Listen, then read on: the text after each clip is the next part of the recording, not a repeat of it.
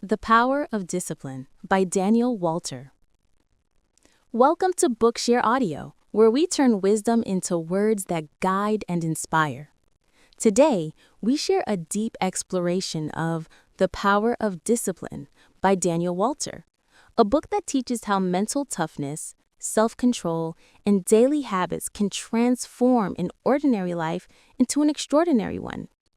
This is not just a motivational book.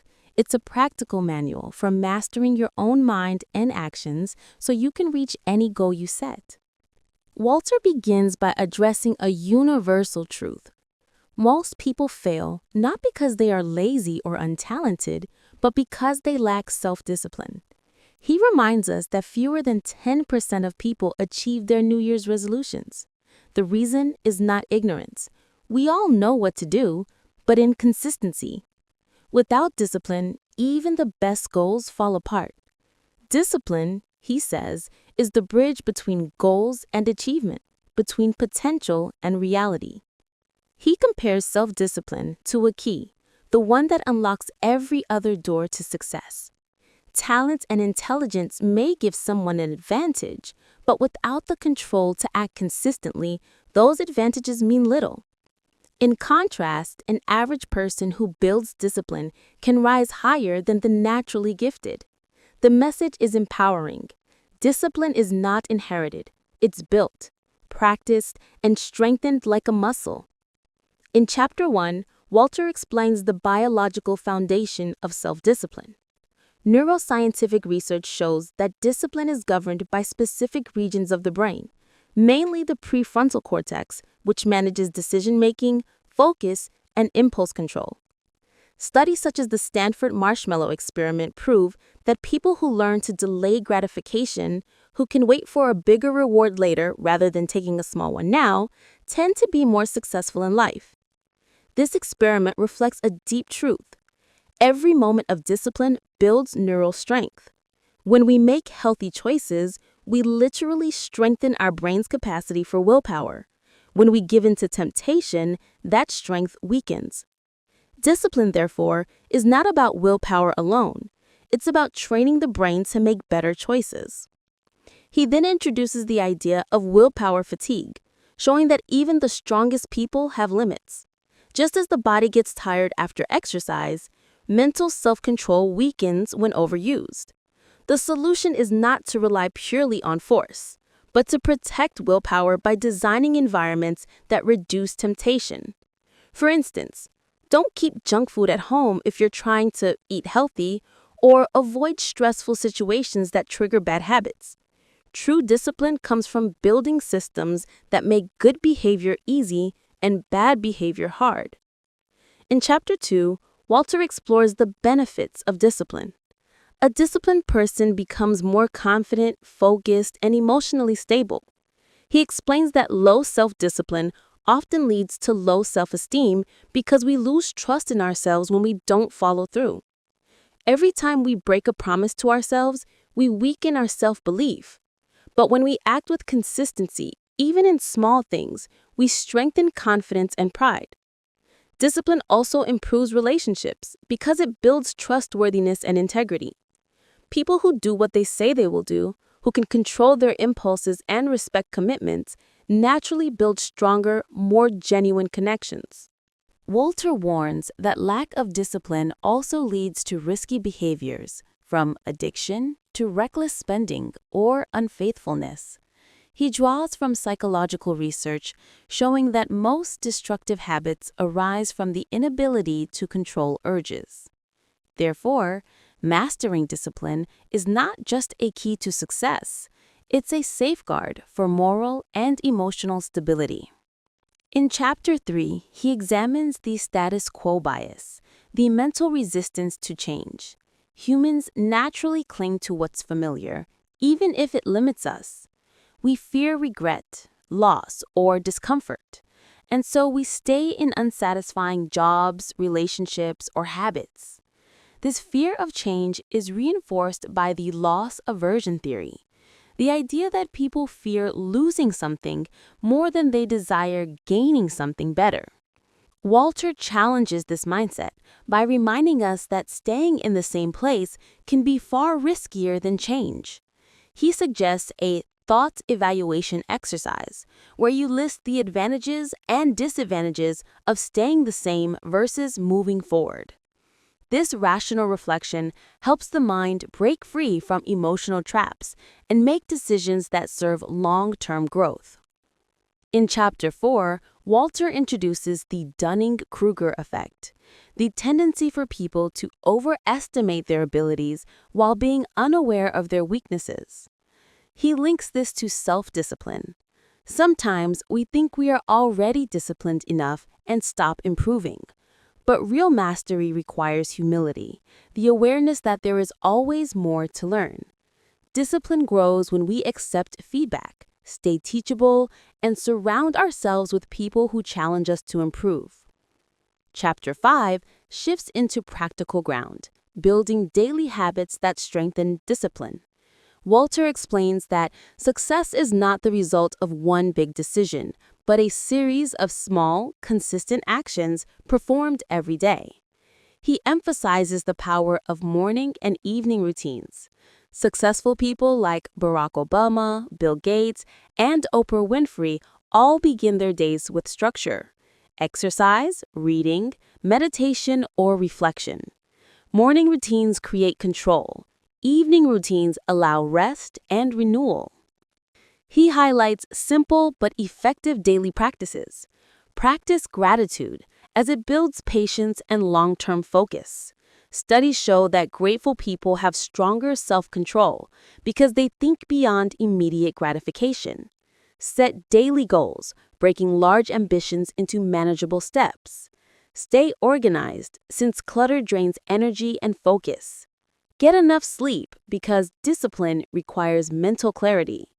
Read and meditate before 8 a.m., as learning and mindfulness sharpen focus and calm. In Chapter 6, he introduces powerful tools to toughen the mind. The 40% rule used by Navy SEALs states that when you think you've reached your limit, you've only used 40% of your potential. Discipline begins where comfort ends. He also shares the 10x rule from Grant Cardone. Set goals 10 times higher than normal to unlock extraordinary effort. Another tool, the 10-minute rule, helps resist temptation. When faced with an urge, delay your action for 10 minutes. This small pause builds self-control by teaching your brain that impulses can pass without action. He then discusses arousal control, the ability to stay calm under stress. Through techniques like box breathing, inhaling, holding, and exhaling in slow, equal counts, one can reduce anxiety and maintain clarity. Walter shows that stress is the enemy of discipline. Calmness restores control. In Chapter 7, Walter exposes hidden enemies of discipline: procrastination, perfectionism, and false hope. He explains Parkinson's law, which states that work expands to fill the time allotted. When we give ourselves too much time, we become less efficient. By setting shorter, challenging deadlines, we build focus and momentum. He contrasts procrastination with discipline. Procrastination is the art of making excuses. Discipline is the habit of acting now. He also warns against false hope syndrome, setting unrealistic expectations for fast change. Discipline takes time and patience. Success requires persistence, not sudden transformation.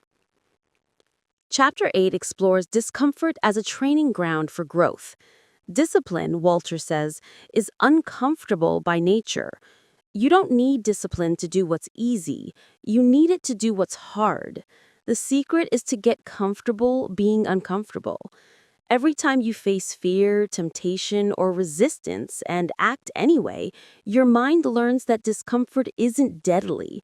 It's simply the price of progress. He presents urge surfing, a method for handling temptation. Instead of fighting urges or suppressing them, observe them like waves that rise and fade. Recognize that urges are temporary. If you watch them without acting, they lose power. The more you resist acting on your impulses, the more you rewire your brain for control. Over time, this practice transforms self-discipline from struggle to strength.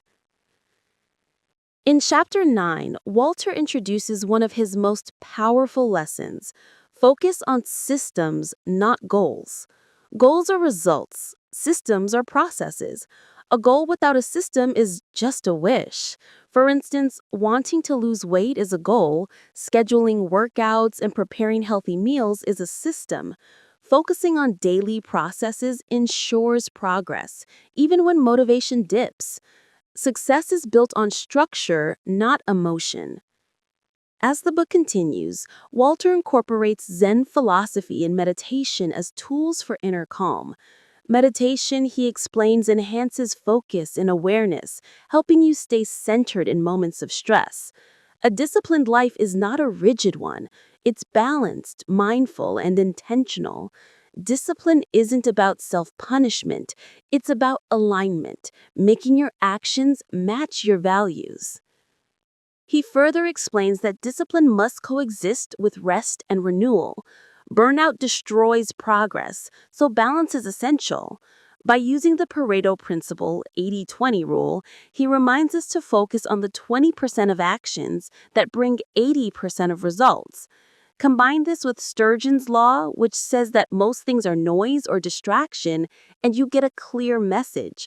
Focus only on what truly matters. In his later chapters, Walter discusses emotional control, turning negative emotions into fuel. Anger can become determination, frustration can become motivation, fear can become focus. Discipline doesn't eliminate emotion, it channels it productively. Ultimately, Daniel Walter defines discipline as freedom. Freedom from laziness, from impulses, from emotional chaos. Discipline gives you power over yourself, and that is the greatest form of success. It's not about perfection, but persistence, the courage to keep moving forward even when progress is slow. He closes the book with a profound truth. Discipline is self-respect. Every time you follow through on your promises, you prove to yourself that your word matters. Each small act of discipline strengthens your identity as someone who can be trusted by others and by yourself. When you master discipline, you master life. You no longer wait for the right moment. You create it. You no longer depend on motivation. You act with purpose. And over time, those actions become habits. Those habits become character. And that character shapes destiny.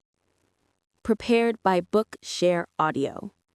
Thank you for listening. Stay strong, stay focused, and remember, discipline is not a punishment. It's the highest form of self-love.